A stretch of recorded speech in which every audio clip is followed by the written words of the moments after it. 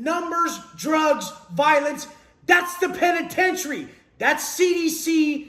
That's how it is. If you don't want to live that life, turn it around now. I'm here to help you break the cycle. Break the cycle that the fakes will tell you is the hard life, the tough life, the cool life, the convict life. Nope, it's the bitch life. Straight up. They all end in tears. They all end in their pain and agony, wishing they made better choices. So I'm going to come out, and guess what? There's casualties. There's casualties in war, and that's what it is. A lot of people are going to get their little hearts broken when you say how it is, when you say how people end up when they live this life. A dude popped in my comments. Clown-ass motherfucker. Don't even know who he is. But supposedly, he was at Delano with me. He probably was.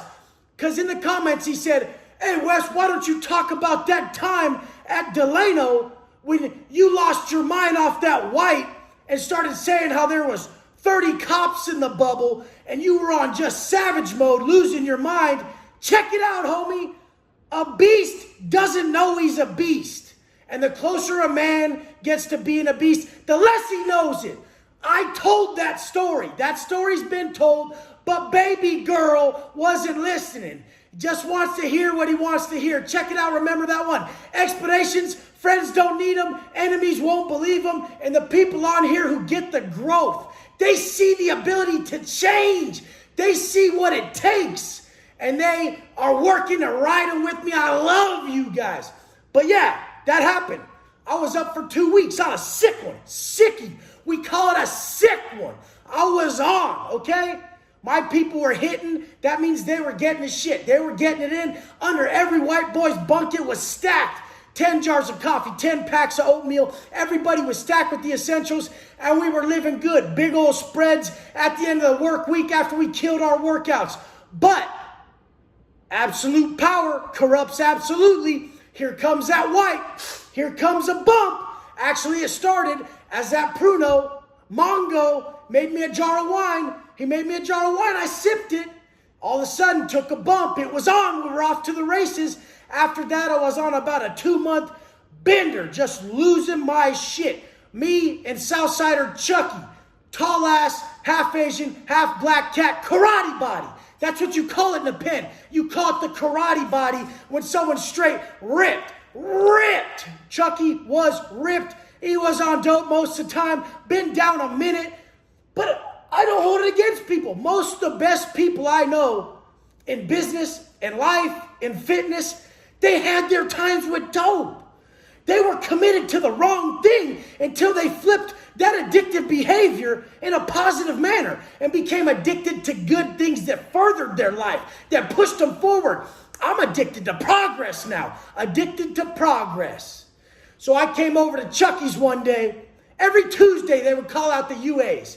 UAs are urine analysis tests. It's a piss test every Tuesday, UAs. So everyone stops 2 days before. I'm waiting for them to call them out. They don't call 56. So all of a sudden, I'm over at Chucky's. He's got the batteries. We scrape all the paint off the rack so the metal's showing the steel, and we got the batteries. 2 batteries on the rack, 2 blades touching, a broken razor blade touching in the middle, and that makes a fucking red hot little ember on the metal between the razor blades.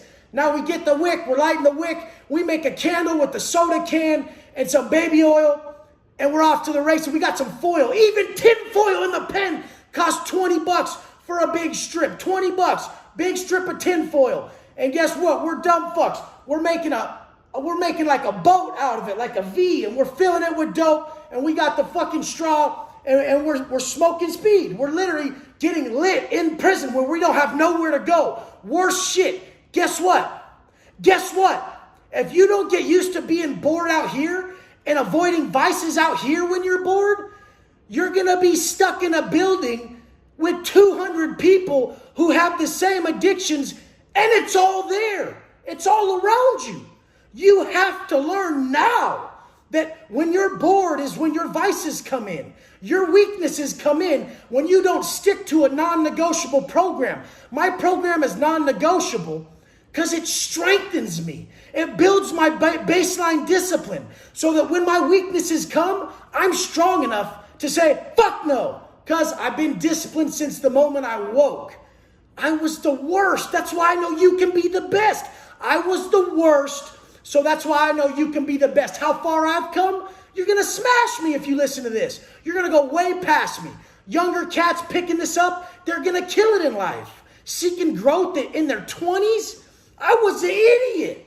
You guys, I know you can do this. I come around the corner one day after they call for the UAs, and I'm like, hey, Chucky, what's up? You know, I'm coming over to talk to Chucky, and he's stone cold Steve Austin, just purple. He's purple. He's laying on the ground, and he's just done. There's a rig on him. He started doing that black. He started doing that black when they ran out of white. Now, the black was strong. It was that good shit. When black kills people in the penitentiary, when some heroin hits that kills people in the pen, everybody wants it. That's the shit they want. That's the good shit. It's that crazy, okay? We come around the corner. Oh, shit, Chucky's just laid out. He's done. He's purple. I go tell people, hey, go check on Chucky.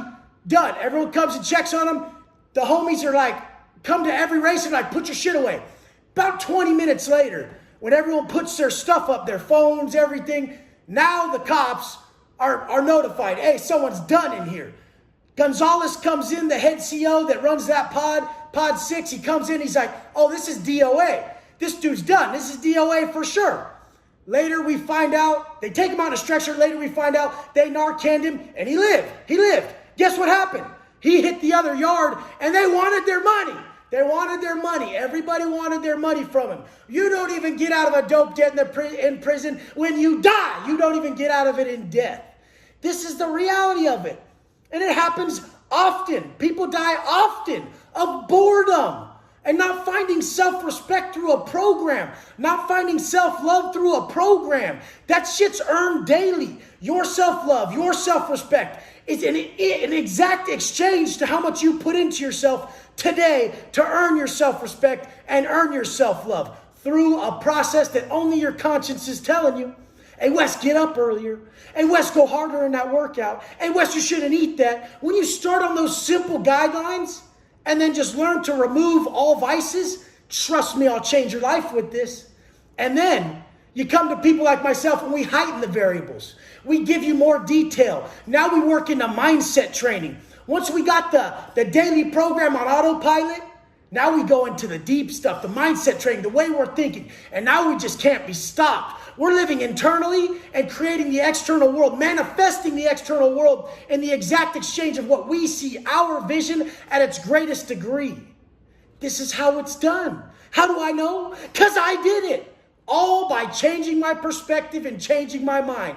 Same dude, same intensity, different intention, whole different ball game. You guys, I want you guys to know this. When I was in Oklahoma, they came smashing up on the pad. The dude who was hitting the hardest, he was hitting the hardest at this pen, and the dude was a savage. He was cool as fuck. He didn't even use. He was a hustler. He was buying houses and cars out in Oklahoma. A CO was working for him, a chick. And this cat straight died. That's how it works. It was all good just a week ago. Everybody thinks it's all good till that day comes. Make sure your actions are in alignment with the future you desire. Don't think you can get away with it, because you won't. The cops came rolling up on him right after he got that clavo, big ass clavo, literally like that thick, that big, and he just got it. They just passed it under his door. Cops come running in, squad comes running in, hits his pad, he swallows it, starts choking on it. Everybody says the cops actually assisted in him choking and not making it, but that's just hearsay. It was a big ass clavo. He could have really choked on it. Motherfucker straight dies. Evil from Compton.